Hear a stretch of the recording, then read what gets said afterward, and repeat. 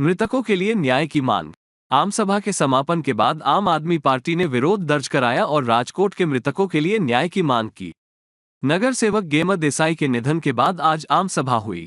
आम सभा में पार्षदों द्वारा श्रद्धांजलि दी गई और आम सभा स्थगित कर दी गई। सत्ता पक्ष और विपक्ष के पार्षदों ने एक स्वर में गेमा कंट्री के परिवार को हर संभव समर्थन देने की बात कही। लोग भ्रष्टाचार के कारण मरते हैं। आम सभा खत्म होने के बाद विपक्षी दल की ओर से हॉल के बाहर नारेबाजी की गई।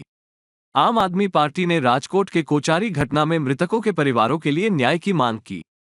सूरत के तक्षशिला कांड के बाद मृतकों के परिवार आज भी न्याय का इंतजार कर रहे हैं, लेकिन ये पूरा नहीं हो सका है। इसी तरह राजकोट मृतक के परिजनों को भी शीघ्र न्याय दिलाने की मांग की गई। આજે અમારી એવી માંગણી છે કે અત્યારે જે રાજકોટની અંદર હાલમાં જે દુર્ઘટના બની છે અને તપાસ કમિટી બની છે, તપાસ કમિટી આના પહેલાં પણ બનેલી હતી અલગ અલગ દુર્ઘટનાઓમાં, પણ હજી સુધી કોઈને ન્યાય મળ્યો નથી, એનું રિઝલ્ટ ઝીરો છે। તો આમાં પણ રિઝલ્ટ ઝીરો ના આવે, જે કોઈ કસૂરવાર હોય, જે કોઈ ગુનેગાર હોય, તમામની વિરુદ્ધમાં કાયદેસરની કાર્યવાહી થાય, સજા આપવામાં આવે, જેના કારણે આવનારા સમયની અંદર આવી કોઈ દુર્ઘટના ન બને અને કોઈ નિર્દોષ લોકોનો આમાં જીવ ના જાય।